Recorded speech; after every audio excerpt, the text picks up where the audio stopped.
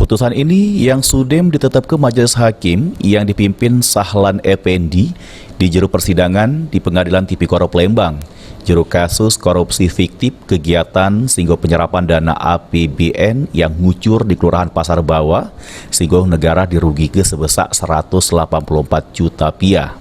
Juru putusannya, Majelis Hakim nyatoke amun terdakwa Edi Sahrun terbukti bersalah melanggar pasal 3 Undang-Undang RI nomor 20 tahun 2001 tentang tipikor dengan hukuman selama 2 tahun penjara, denda sebesar 50 juta rupiah dengan subsidiar 3 bulan penjara.